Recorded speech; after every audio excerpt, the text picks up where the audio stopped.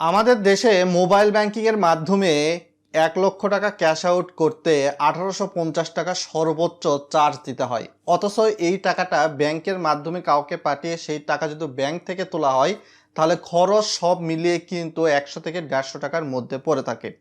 তাহলে এই যে বিকাশ, রকেট, নগদ বিভিন্ন মোবাইল ব্যাংকিং অপারেটরগুলো রয়েছে, তারা যে আমাদের কাছ থেকে 12 টাকা 99 পয়সা বা 16 টাকা 70 পয়সা বা 18 টাকা 50 পয়সা সর্বোচ্চ ক্যাশ আউট চার্জ নিচ্ছে, এই টাকাগুলো আসলে যাচ্ছে কোথায়? কোম্পানি এত টাকা লাভ করতেছে গ্রাহকদের পকেট মেরে কেন? আসলে বিকাশ, রকেট, নগদ বা যে কোনো মোবাইল ব্যাংকিংয়ের কথাই বলুন, আপনি যে টাকাটা দিচ্ছেন, কোনো টাকা যখন ক্যাশ আউট করা হচ্ছে, এই যে হাজারে 18 টাকা 50 পয়সা, এইটা কিন্তু শুধুমাত্র কোম্পানি একাই নিচ্ছে না, প্রায় 7 থেকে 8টা লেভেলে এই টাকাটা ভাগ হয়। ভাগ হওয়ার সিস্টেমটা কেমন চলুন দেখে আসি। ভিডিওটা লাইক করে শেয়ার করে দিবেন যেহেতু ভিডিওটা ইনফরমেটিভ। যখন আমরা এজেন্টের কাছে গিয়ে ক্যাশ আউট করি, সেই ক্যাশ আউট চার্জের 25% পর্যন্ত কিন্তু এজেন্ট পেয়ে থাকে। সেই হিসেবে বিকাশ, রকেট, নগদে প্রতি হাজারে আনুমানিক একটি টাকা আপনাদেরকে দেখানো হয়েছে। আবার যখন এজেন্টের কাছে গিয়ে আপনি ক্যাশ ইন করেন আপনার পার্সোনাল বিকাশ, রকেট, নগদ অ্যাকাউন্টে, সেক্ষেত্রে কিন্তু কোম্পানি এই এজেন্টকে আবার 23 থেকে 25% অর্থ দিয়ে থাকে।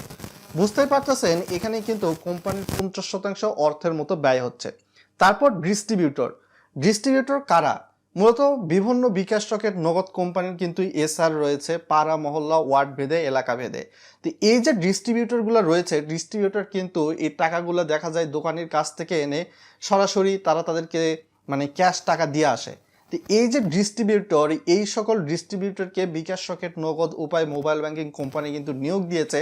এই সকল ডিস্ট্রিবিউটরকে কিন্তু আবার দেখা যাইতে তাদের বেতন হিসাবে কিন্তু কোম্পানির খরচ হয়। সেই হিসাবে বলতে পারেন যে ক্যাশ আউট চার্জের প্রায় 15% বা তার চেয়ে বেশি ডিস্ট্রিবিউটরের দিতে হয়। তারপর সরকারি কিন্তু ভ্যাট রয়েছে। বিকাশ, রকেট, নগদ উপায় মোবাইল ব্যাংকিং এগুলা কিন্তু বাংলাদেশে সরকারকে ভ্যাট ট্যাক্স না দিয়ে ব্যবসা করতে পারে না। এই ভ্যাট ট্যাক্সের পরিমাণ আনুমানিক 13 থেকে 50%-এর মধ্যে, কখনো কখনো এর চেয়ে বেশিও হতে পারে। টাকার হিসাবে প্রতি হাজারে ক্যাশ আউট চার্জের আনুমানিক হিসাব দেখানো হয়েছে, একদম ফিক্সড নয়।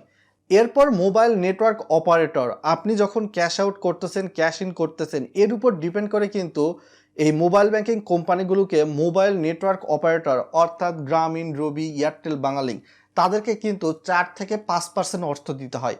যখন কোড ডায়াল করে, অনেকেই বলতে পারে কোড ডায়াল করে তো এখন বেশিরভাগ মানুষ ইউজ করে না, অ্যাপসের মাধ্যমে ইউজ করে। তার উপর ডিপেন্ড করে আবার এমএফএস কোম্পানি এই ক্যাশ আউট চার্জের 2% অর্থ কিন্তু এমএফএস কোম্পানিগুলো পেয়ে থাকে। তো এমএফএস কোম্পানির হাতে কিন্তু দেখা যায় যে বছর শেষে 1 থেকে 2% লাভ এগুলো কোম্পানি কিন্তু নিয়ে থাকে।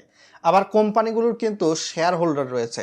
তো শেয়ার হোল্ডার বা যারা বিনিয়োগকারী রয়েছে, বিনিয়োগকারীদেরও কিন্তু কোম্পানির লাভ দিতে হয়, কেননা এগুলো শেয়ার বাজারে তালিকাভুক্ত কিছু কিছু কোম্পানি রয়েছে, বছর শেষে ডিভিডেন্ড প্রদান করতে হয়। সেই হিসাবে বলতে পারেন যে এই যে বিকাশ, রকেট, নগদ আমাদের কাছ থেকে ক্যাশ আউট চার্জ নিচ্ছে 18 টাকা 50 পয়সা, বা বলতে পারেন নগদের ক্ষেত্রে 12 টাকা 99 পয়সা, রকেটের ক্ষেত্রে 16 টাকা 70 পয়সা এজেন্টের কাছ থেকে ক্যাশ আউট। তো এই সকল ক্যাশ আউট চার্জ আসলে কোম্পানি কোথায় ডিস্ট্রিবিউশন করে তাদের ব্যবসা পরিচালনা করে, একটা বিষয় কিন্তু আপনাদেরকে দেখানো হয়েছে। টাকায় উল্লেখিত সরাসরি যে বিষয়টা রয়েছে এটা আনুমানিক একটা হিসাব, তবে পার্সেন্টেজ যেটা রয়েছে সেই হিসাবেই কিন্তু কোম্পানির রাজস্ব ভাগাভাগি হয়ে থাকে। সো আশা করি বিষয়টা বুঝতে পেরেছেন বন্ধুরা।